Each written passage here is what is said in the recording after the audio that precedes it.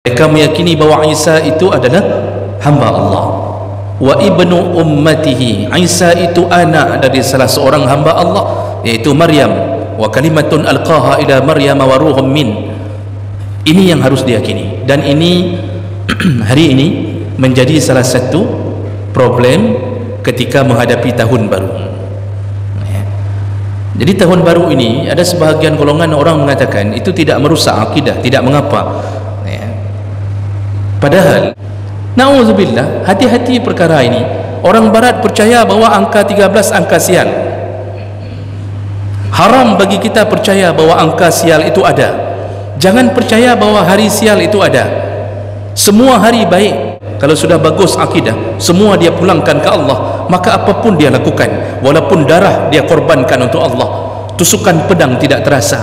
Makanya dalam hadis riwayat Bukhari disebutkan orang-orang yang mati syahid, Nabi mengatakan orang-orang yang sudah mati syahid itu meminta kembali ke dunia. Kenapa mereka minta kembali ke dunia? Assalamualaikum warahmatullahi wabarakatuh. Anda rindu mendengarkan kajian-kajian dari ustadz-ustadz kita dari Aceh? Kunjungi channel YouTube Maulizul Akbar NAD. Subscribe, like, share, komen.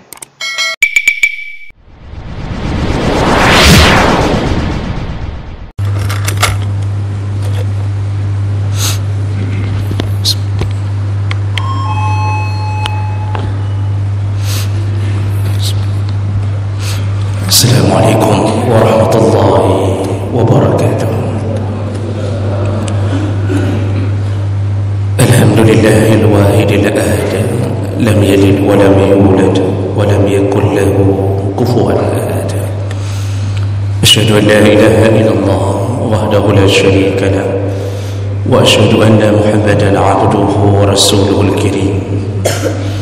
Allahumma salli wa sallim على نبينا وسيدنا المصطفى محمد وعلى آله وأصحابه أجمعين. أما بعد، رب اشرح لي صدري ويسر لي أمري واحلل عقدة من لساني يفقهوا قولي. Segala puji bagi Allah, kemudian salawat dan salam kepada Rasulullah, pada keluarga dan seluruh sahabat-sahabatnya. Bapak-bapak dan ibu-ibu jamaah salat subuh yang Allah muliakan insyaAllah.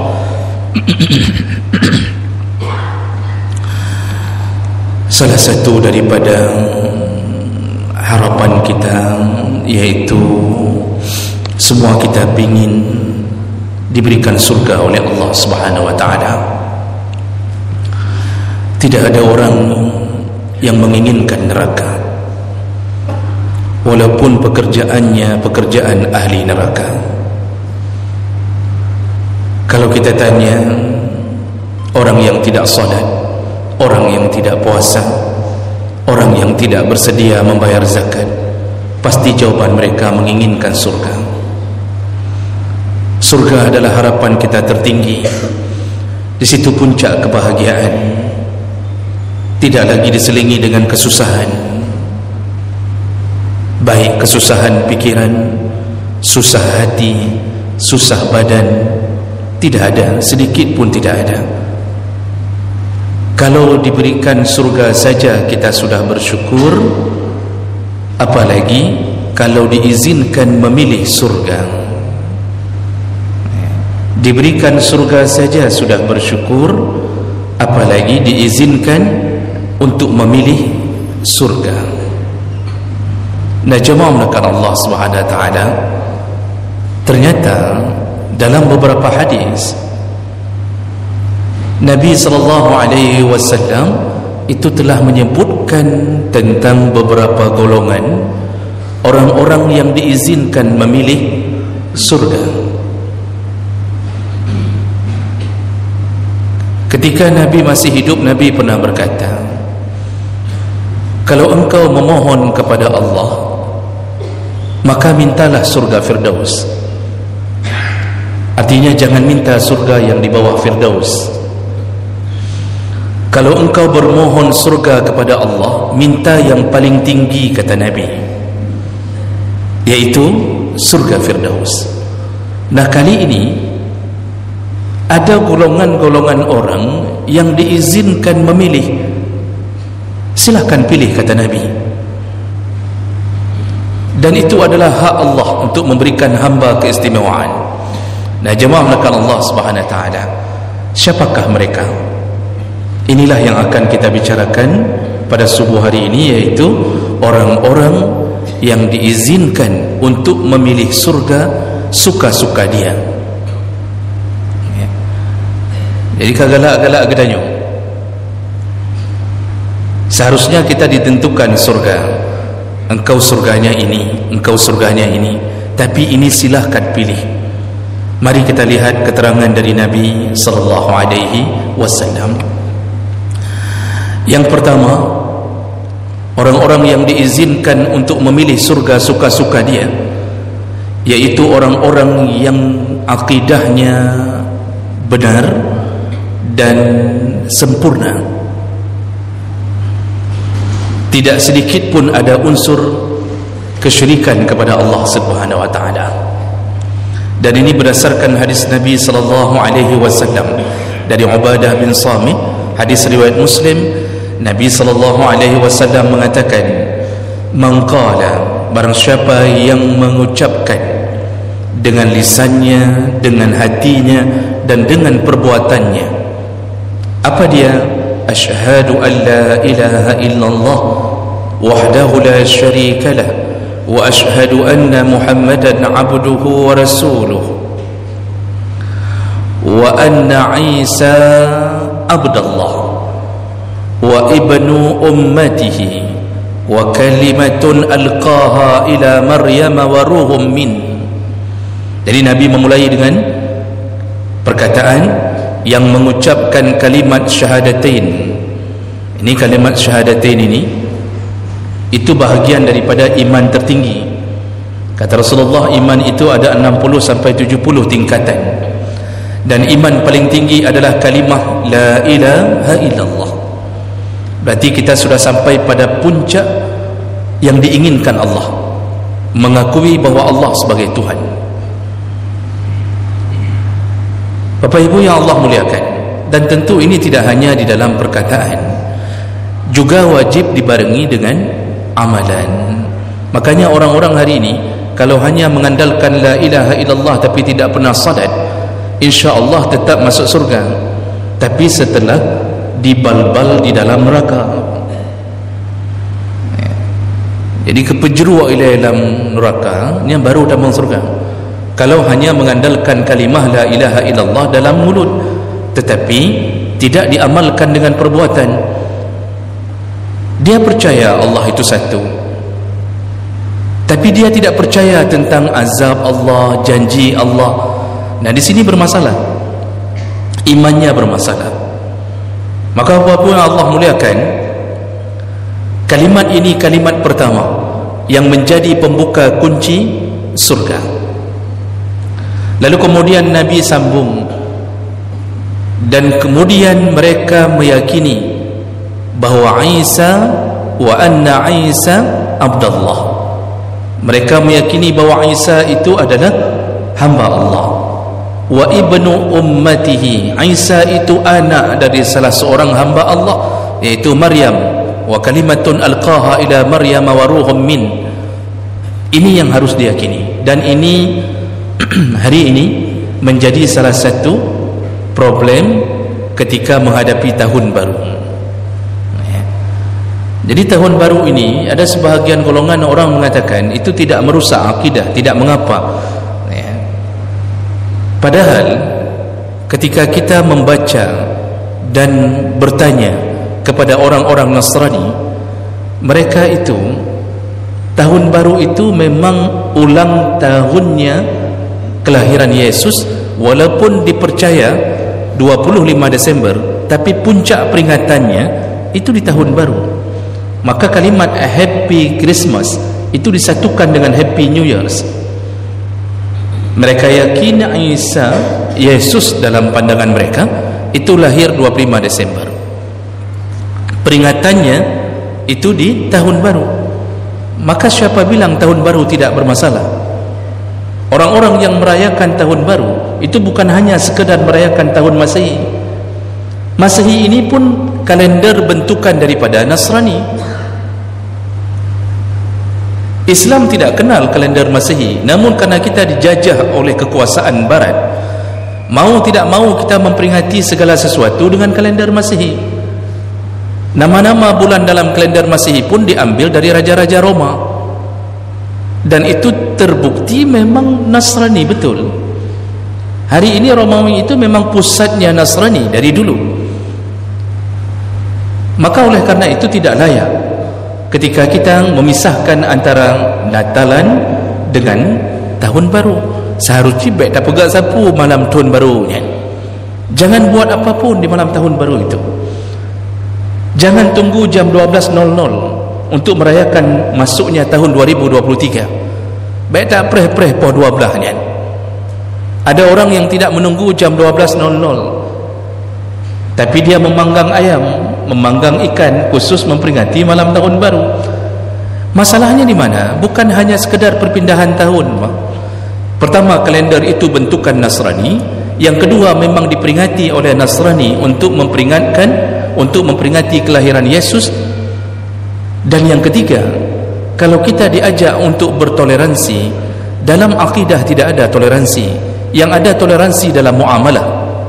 Yang perlu ada catat betul-betul, hana toleransi dalam akidah. Qul ya ayyuhal kafirun, wahai orang-orang kafir. Terus Allah menurunkan ayat, qul la a'budu ma ta'budun, sampai pada ayat lakum dinukum wali ad-din. Agamamu agamamu, agamaku agamaku. Tidak ada toleransi dalam urusan akidah. Yang ada toleransi dalam muamalah. Cina tinggal di samping rumah kita, kebetulan paretnya macet. Bolehkah kita menolong paret Cina yang macet, yang sumbat? Dibolehkan. Bolehkah kita menerima hadiah dari Medan ketika Cina itu pulang dari Medan membawa coklat? Bolehkah kita memakannya?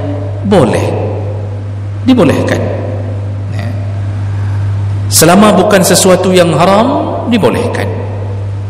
Jadi urusannya senyum, sapa, jangan beri salam, semuanya dibolehkan. Dan Nabi mengatakan tadi, salah satu akidah yang menyebabkan seseorang boleh masuk surga suka-suka dia ketika dia mengakui bahawa Isa adalah hamba Allah, bukan Tuhan. Ini perkara besar, bukan Tuhan. Di sisi Nasrani, Isa itu adalah anak Tuhan. Maka Tuhan Trinitas itu, iaitu Tuhan Bapa, Tuhan Anak, dan Tuhan Roh Kudus, mereka meyakininya sebagai Tuhan. Ketika Al-Quran mengatakan bahawa Isa tidak disalib, Isa tidak disalib, wa ma salabuhu wa ma qataluhu wa ma salabuhu, tidak dibunuh, tidak disalib, tapi mereka mengatakan Isa lah yang disalib, Yesuslah disalib. Dan setiap darah Yesus yang tumpah dengan tombak yang ditusukkan ke ulu hatinya, darah itu mengampunkan semua dosa-dosa umat Kristiani. Itu akidah mereka. Maka tidak boleh urusan hati-hati dengan urusan akidah, Bapak Ibu. Tidak ada toleransi. Sampai mengucapkan selamat Natal pun sebenarnya, walaupun ada orang sebahagian mengatakan hana pupu selamat Natal tagai. Walaupun kita punya teman SMA dulu yang mungkin beragama Nasrani, jangan ucapkan selamat Natal, karena dengan mengucapkan selamat Natal kita telah meridai adanya Tuhan selain daripada Allah. Jadi kita pegang katanya selamat Natal ya, selamat tahun baru, selamat Natal. Dengan mengucapkan itu kita telah meyakini dan meridai adanya Tuhan selain daripada Allah. Ini orang bermasalah dalam akidah. Maka jemaah merakan Allah Subhanahu Wa Taala, Nabi mengatakan urusan Nabi Isa diperkuat oleh hadis Nabi ini untuk menunjukkan sampai akhir zaman masalah akidah ini harus dipegang kuat, jangan sampai jatuh ke dalam akidah yang salah. Kita kadang-kadang toleransi kebablasan. Sampai terus urusan akidah kita izinkan toleransi. Nah, jemaah melakukan Allah Subhanahu wa taala. Lalu Nabi sambung, wa annal jannata haq wa annan nara haq. Orang ini percaya bahawa surga itu ada dan percaya bahawa neraka itu ada dengan segala azabnya. Surga ada dengan segala janjinya, neraka ada dengan segala azabnya. Kalau sudah sampai pada tingkat ini, maka disitulah Nabi mengatakan di ujung hadis bahawa nanti adkhalahu Allahul jannah min ayyi abwabin syaa. Allah masukkan dia ke surga dari pintu manapun yang dia suka. Nah, ini golongan pertama. Jadi golongan pertama ini ternyata adalah golongan orang-orang yang akidahnya sangat kuat. Itu urusan dengan Allah Subhanahu wa taala. Jadi hanjit membacut, jangan sedikit pun menduakan Allah Subhanahu wa taala dalam rangka apapun. Maka susah masuk surga orang-orang yang punya sifat syirik, baik syirik besar maupun syirik kecil. Syirik besar yang langsung menduakan Allah Subhanahu wa taala. Datang ke dukun itu syirik besar. Mendatangi dukun itu syirik besar. Percaya apa yang dikatakan dukun, mengamalkan waktu dukun meminta untuk dibuatkan jimat, kemudian diminta untuk sediakan benang dengan berbagai macam warna, lalu kemudian diminta sediakan daun, bunga, macam-macam. Tapi buat tanya, dukun minta supaya disediakan kambing itu harus warna hitam total. Katanya mau dipindahkan penyakit kita ke kambing. Kambing saja bingung, asam urat yang kita terima gara-gara makan daging kambing, tak kembalikan ke kambing, kembangai. Makanya kambing kadang-kadang bingung, nyo yang bangai so, siapa yang bodoh sebenarnya? Ini kan aneh sekali. Lalu disuruh buat ini, disuruh buat itu, semua kita buat. Itu urusan akidah, itu berbahaya. Jangan coba-coba untuk membuat jimat apapun. Hari ini orang nampaknya hebat, memasang ilmu kebal, diparangi tidak luka sama sekali, ditembak tidak tembus. Dia pikir dia hebat, padahal dia telah jatuh ke dalam jurang kesyirikan.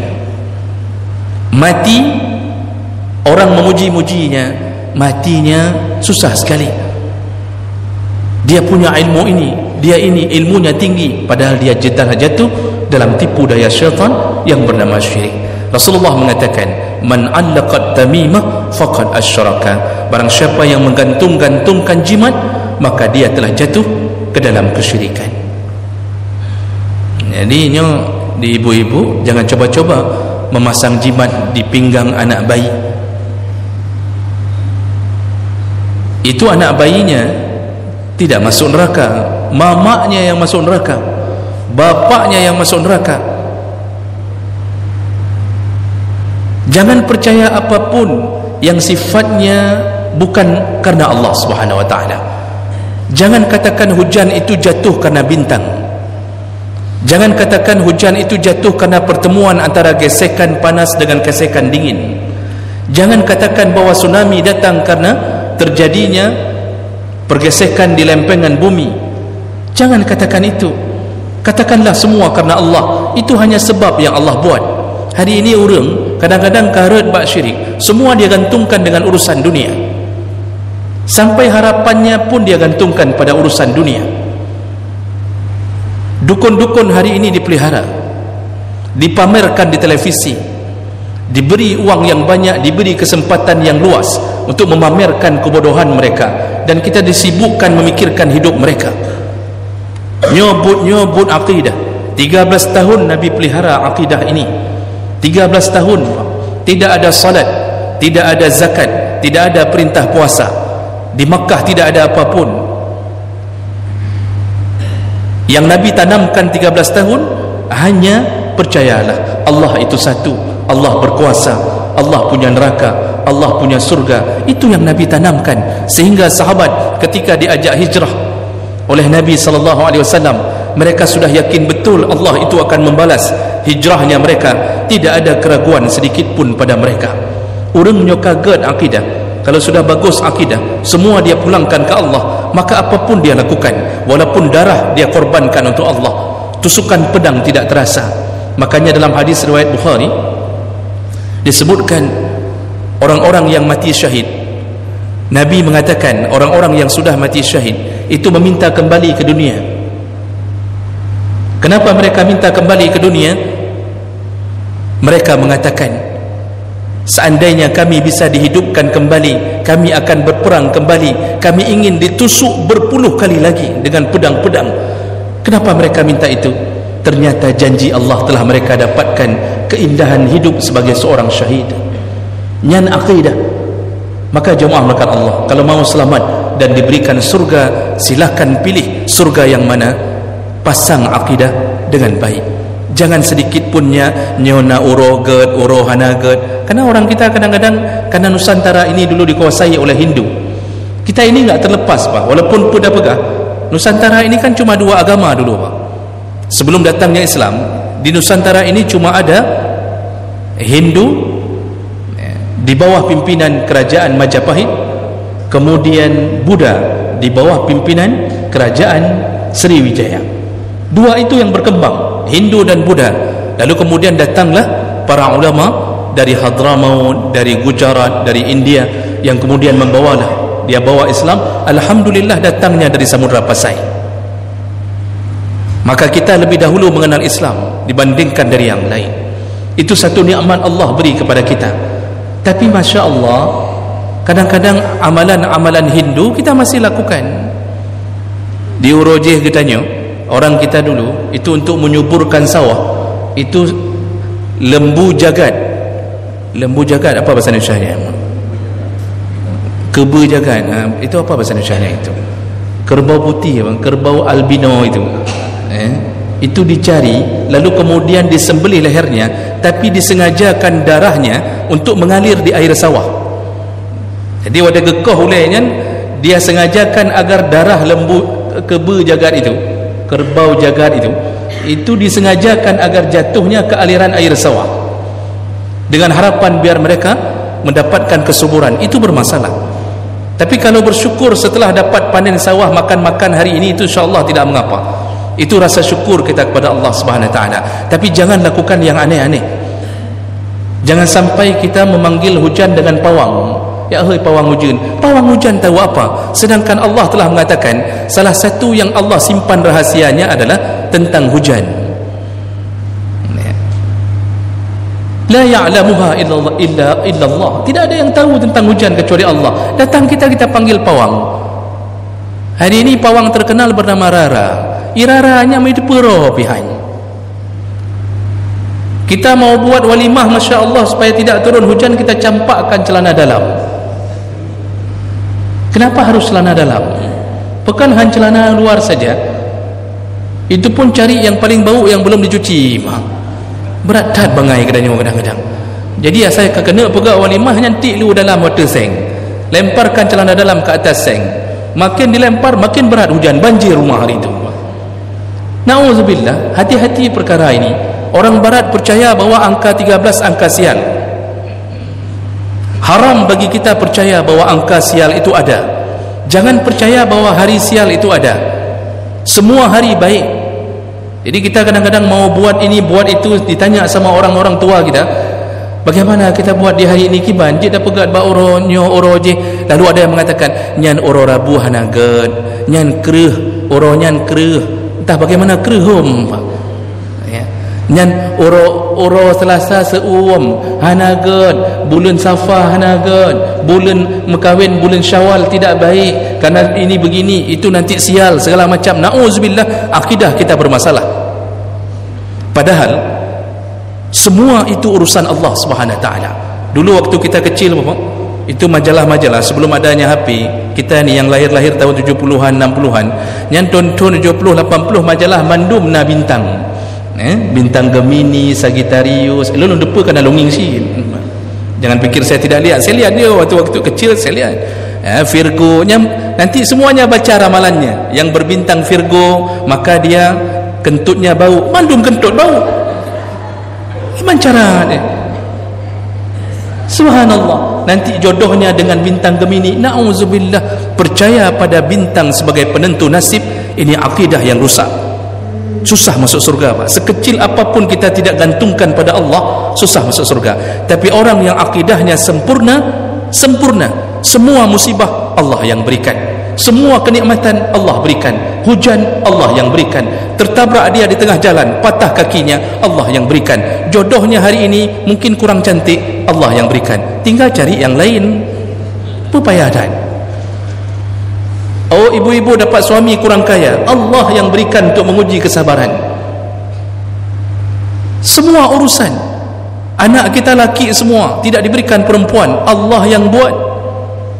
Semuanya urusan gantungkan pada Allah. Jangan sedikit pun di luar kenyataan tentang akidah itu. Inilah orang yang akan membuka pintu surga sempurna.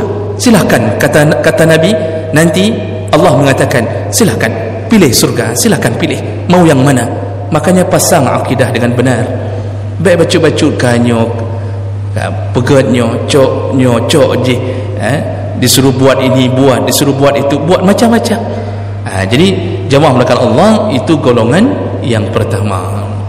Ini golongan pertama sudah setengah jam. Tadi moderator mengatakan 30 menit ke depan akan disampaikan oleh penceramah. Kakak sabote Pak, nak izin sabote. Itu golongan yang pertama. Golongan berikutnya yang dijamin akan mendapatkan kesempatan memilih surga, yaitu orang-orang yang setelah berwuduk lalu dia mengucapkan doa setelah wuduk, tapi wuduknya wuduk sempurna. Itu hadis dari Abdullah bin Umar radhiyallahu anhu, hadis riwayat Ahmad dengan derajat yang sahih. Kata Rasulullah sallallahu alaihi wasallam, "Ma minkum min ahadin yatawadda." Kalau ada di antara kalian yang berwuduk, fayusbighul wuduk, bagus wuduknya, sempurna wuduknya, summa yaqul. Jadi syarat pertamanya adalah sempurna wuduknya. Bagaimana wuduk sempurna? Yang rukun lakukan, yang sunnah jangan tinggalkan. Jadi kalau Nabi mengatakan disuruh sela-sela cuci tangan pertama, disuruh sela 3 kali, lakukan. Disuruh sela kaki, gosok sampai teruk bak jarau kaki. Kalau Nabi suruh dalak, disuruh gosok yang dengan tangan, gosok, disunnahkan 3 kali di semua anggota wuduk, maka lakukan. Ketika Nabi suruh masukkan air ke dalam hidung, masukkan. Disuruh buang kembali, buang. Disuruh kumur-kumur dengan baik, kumur-kumur dengan baik. Ikuti Nabi. Ketika cuci kepala, itu Nabi menyuruh bagaimana? Menyeluruh kepala. Disuruh Nabi seluruh kepala, seluruh kepala. Jadi basahkan tangan, seluruh kepala, tarik ke belakang, lalu bawa kembali ke depan. Yang menan cara wuduk dalam hadis Nabi. Orang hari ini salah faham ketika belajar fikih Syafi'i. Kita ada yang salah faham. Dalam fikih Syafi'i itu diajarkan bahawa wuduk itu minimal satu helai rambut terkena air, min haddi nabati sya'ar, iaitu di batasan tumbuhnya rambut. Satu helai rambut kena air, itu sudah sah. Itu dalam mazhab kita Syafi'i sudah sah. Maksud sudah sah, kalau kena air satu helai rambut sudah sah. Tapi bukan itu yang dianjurkan. Nyan kena pegah bahawa nyan minimal cara wuduk lagi nyan. Cuba baca kitab semua Syafi'i, semua kitab Syafi'i, tetap disambung kalimat yang mustahab, yang disunnahkan adalah seluruh kepala. Maka kita gara-gara salah faham, kadang-kadang kita lihat kita yang bermazhab Syafi'i, waktu cak wuduk, cak bacut, dia cilet di sini, cilet apa bahasa Indonesia nya? Dia ambil air sedikit, dia cilet begini saja, cilet begini saja. Mazhab Syafi'i mengatakan itu minimal, yang sunnahnya seluruh kepalanya. Jadi wuduk itu seluruh kepala, kenakan seluruh kepala. Kalau Imam Malik langsung wajib seluruh kepala, menyuhana kenang mandu mulai tidak sah wuduk. Begitu pandangan imam-imam mazhab berdasarkan dalil. Maka wuduklah dengan sempurna, cuci kaki, angkat kaki, gosok. Jangan hanya masukkan kaki di bawah air keran. Ada orang yang kakinya dia dia letakkan di bawah air keran, enggak pun digosoknya, sahkah wudunya? Sah. Sempurnakah? Tidak, karena Nabi menyuruh menggosok. Maka Nabi mengatakan apa? Yang sempurna wudunya, setelah sempurna summa yaqul, lalu kemudian dia membaca, barulah baca doa. Apa doanya? Asyhadu an la ilaha illallah wahdahu la syarika lah wa asyhadu anna Muhammadan abduhu wa rasuluh. Itu dalam satu hadis riwayat Muslim. Ditambah dalam hadis riwayat Tirmizi, Allahumma ja'alni minat tawabin wa ja'alni minal mutatahhirin wa ja'alni min ibadikas salihin. Yang baca doa itu, kata Nabi, hari kiamat nanti Allah Subhanahu wa taala futihat lahu abwabul jannah as-samaniyah, dibuka pintu surga yang 8 oleh Allah. Lalu Allah mengatakan, masuklah dari pintu manapun yang engkau suka. Masya Allah, Pak, wuduk saja bisa pilih surga. Wuduk saja sempurna bisa pilih surga. Ini menunjukkan apa? Taatnya orang di saat melaksanakan perintah Allah, taatnya kita pada saat melaksanakan perintah Nabi SAW. Jadi yang Allah lihat itu sebenarnya bukan gerakan wuduknya, yang Allah lihat ketaatan kita itu sejauh mana. Ini yang penting. Maka wuduklah sempurna, wuduklah dengan baik, jangan asal-asalan, karena pahalanya besar sekali pahala itu. Tapi kalau wuduk saja tidak pernah salat, insya-Allah neraka juga. Wuduk sihat, sembahyang hendak, ya itu neraka juga insya-Allah. Yang terakhir, Pak, ini pembahasan kita yang terakhir. Golongan ketiga yang akan diberikan izin membuka pintu surga pilih manapun yang dia suka, yaitu golongan istri yang taat pada suaminya selain melakukan ibadah yang wajib. Berdasarkan hadis dari Abdurrahman bin Auf, hadis sahih, Rasulullah sallallahu alaihi wasallam menyebutkan untuk para istri. Ibu-ibu, ini untuk para ibu-ibu, dengarkan baik-baik nasihat Nabi sallallahu alaihi wasallam. Rasulullah mengatakan, iza sallatil mar'atu khamsaha, kalau seorang perempuan hanya salat 5 waktu saja, enggak ada salat sunnahnya, hanya salat 5 waktu, hantum ke sembahyang sunnah, qabliyah hana, ba'diyah tidak pernah, salat tahajud tidak pernah. Okey, kata Nabi, tidak masalah. Seorang perempuan yang hanya salat 5 waktu saja, wasamat syahraha, lalu dia hanya puasa Ramadan saja, enggak pernah puasa Senin Kamis. Karena kan perempuan itu capek, Pak. Lebih capek karena tidak bergaji. Kalau bergaji pulih capeknya. Maka kita suami harus faham-faham, kalau perempuan sudah capek, kasih gaji lebih. Perempuan itu capek kerjanya, Masya Allah, dari mulai dari terbit matahari sampai terbenam mata suami. Sebelum terbenam mata suaminya hampir piuh ya. Kapegat teh tiat, kapegat kopi, nyoji kaurut long tiat, kanyo kaji. Macam model Pak. Capek perempuan itu, istri itu capek. Cara menyembuhkannya bagaimana? Berikan uang 500.000 rupiah, nyompat. Dia akhir bulan saja nyompat, peng, ini ada 500.000, pergilah belanja. Itu Pak, Masya Allah, semua kelelahannya 29 hari, di hari itu hilang semuanya. Oh, enggak mau berikan uang, kita bawa belanja, pergi ke mall, suruh dia pilih suka-suka, syaratnya tidak boleh lebih daripada 10.000 nya kapal wasit nya dikebuat. Bawa dia belanja, bawa istri jalan, pilihlah baju yang mana engkau suka, silahkan. Masya Allah, hilang capeknya di situ Pak. Tapi kita yang capek, mengikuti dia terus-terusan dari satu lorong ke lorong lain, terus masuk semuanya Pak. Barang-barang enggak perlu dia beli, Ajinomoto dia belinya, dia macam model tu. Gedanya yang tapi tidak mengapa, begitulah membahagiakan istri. Makanya Rasulullah mengatakan kadang-kadang istri enggak bisa puasa sunnah. Mana sempat istri puasa Senin Kamis, baru mau puasa suaminya dari kantor telefon, nak kali kata gunbu, sudah masak nasi, saya puasa bang, puasa aja, bagus cerai ke? Tidak bisa. Makanya Rasulullah tidak memberatkan seorang istri, cukup Ramadan jaga dengan baik. Lalu kemudian wa hafizat farjaha, lalu dia menjaga kehormatannya, tidak berpakaian yang terbuka aurat, tertutup dengan baik, tidak bergenit-genit dengan suami orang, dia jaga kehormatannya. Dan yang keempat, kata Rasulullah, wa ata'at zaujaha, di saat dia taat pada suaminya, apa kata Allah nanti di hari kiamat? Wa qila laha, hari kiamat Allah akan berkata kepada isteri ini yang sangat taat pada suaminya, udkhulil jannah, masuklah engkau ke dalam surga, min ayyi abwabin syi'ti, dari pintu manapun yang engkau suka, kata Allah.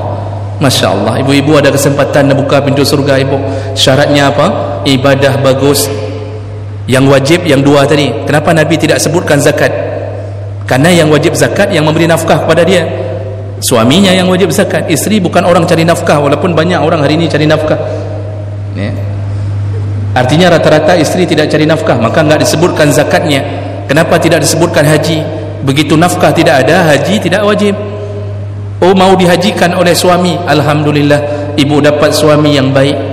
Ibu beruntung dapat suami yang mau menghajikan isteri, tapi tidak wajib suami menghajikan isteri. Ini yang perlu dah pegang. Itu bukan bahagian nafkah wajib. Oh, mau diberikan, Masya Allah, beruntungnya seorang isteri ketika dihajikan oleh suaminya, dan baiknya seorang suami di hadapan Allah.